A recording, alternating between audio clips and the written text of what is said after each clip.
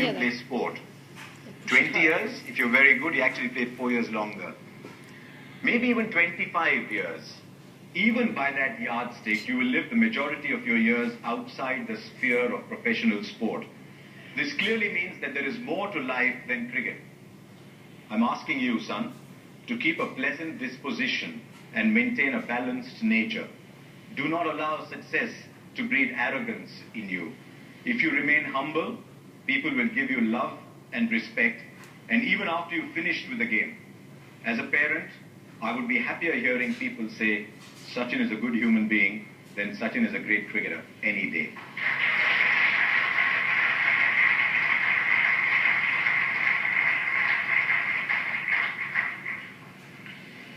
And then Sachin desires that I read something from page 272. It's called A Welcome Phone Call.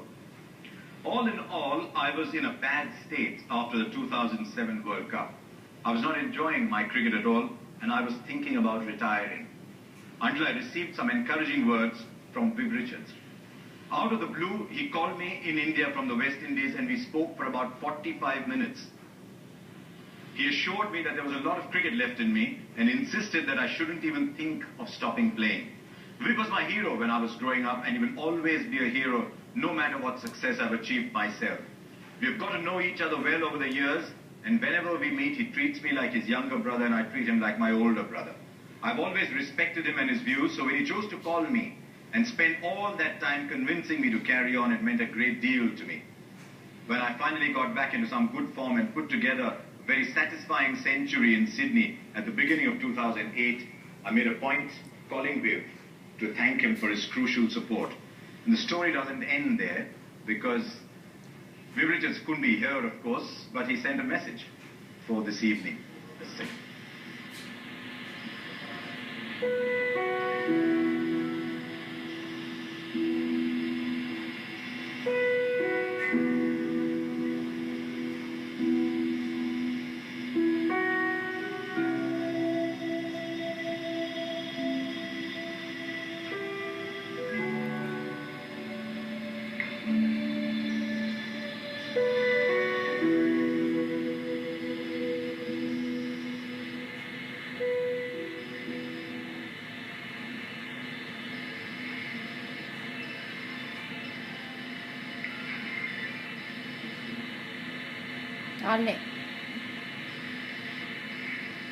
Typically India. They're supposed to be good at this.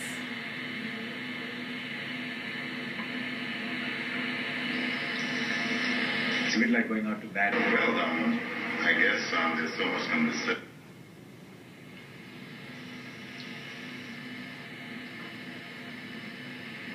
About an individual, you know. Well, I guess there's so much can be said about an individual, you know, who, in my opinion, would have achieved so much, where batsmanship is basically concerned. You can't get any better, especially what he would have achieved over the years. Certainly, I doubt whether in my lifetime I'm going to ever see that sort of a feat repeated. You know, it's just the benchmark, I guess, for any young batsman who are looking to make their way. That example, in my opinion, you can't get any better than that. Well, I guess there's so much can be said. And there's more, and you can hear the whole amount, the whole section later on. We've got just one little bit to go, and you're wondering why I've not been talking to Sachin all this time, right? I've talked to Rahul and VVS and Saurav, and I've talked to Vasu Paranspe and Sunil Gavaskar and everybody, because we're going to get it one-on-one. Sachin, about your book, can you yourself? Come on.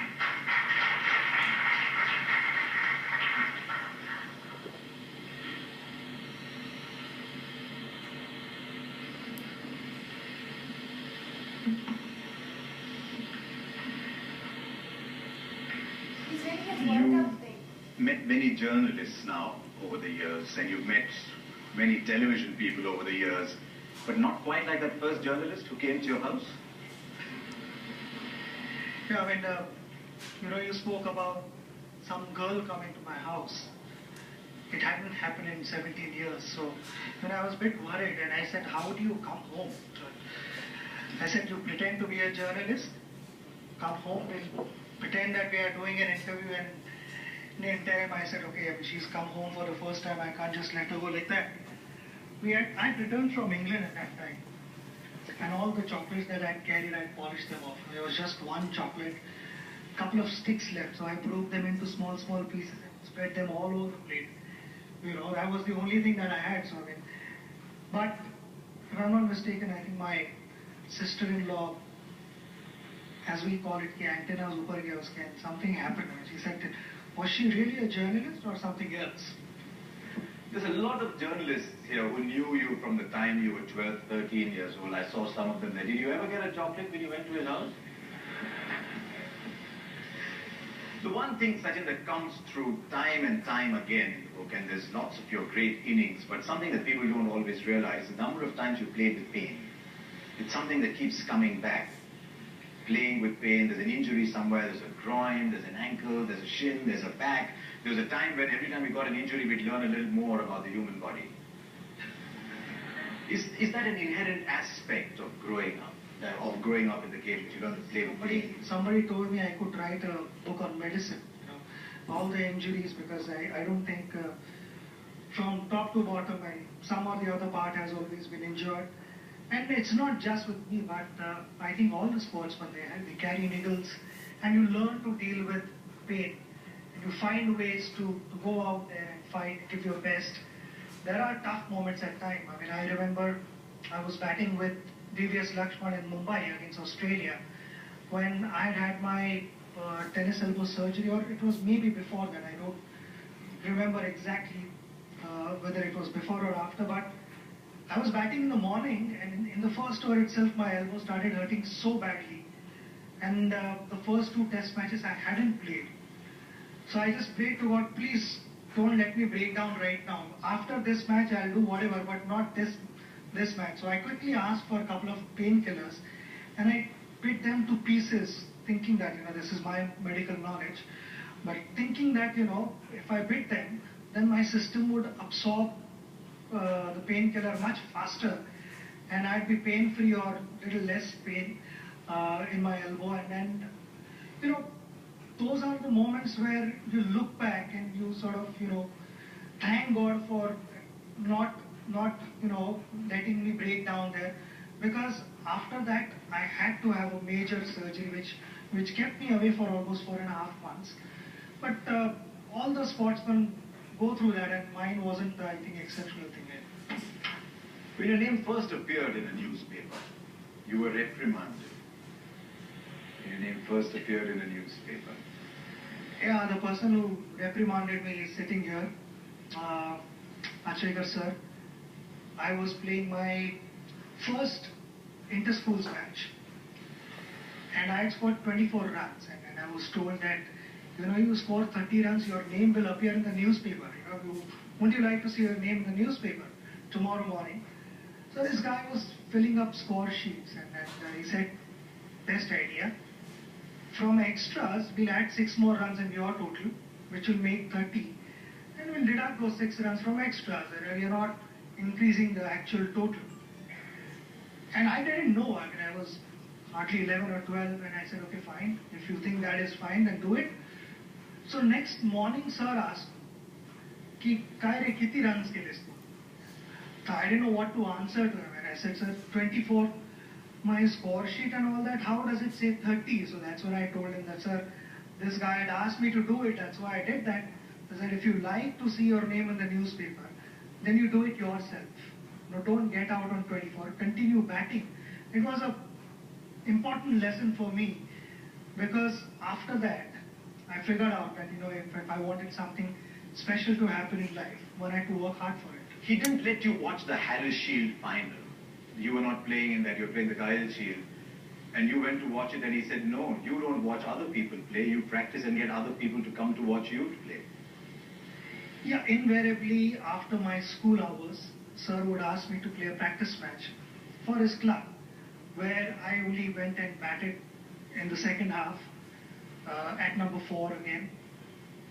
I wish cricket was like that. Without fielding, it worked really well. But I missed that match, and our senior team, Harris Shield, Shardashram team was playing finals at Wankhede Stadium, and I went there to support the team. So I supported the team the whole day, and after the game, actually the sir was right there in front of me. He hadn't seen me, but I said, I mean, it's rude not to go and wish him. So I went and I said, sir, namaste. So I said, you were supposed to play a match.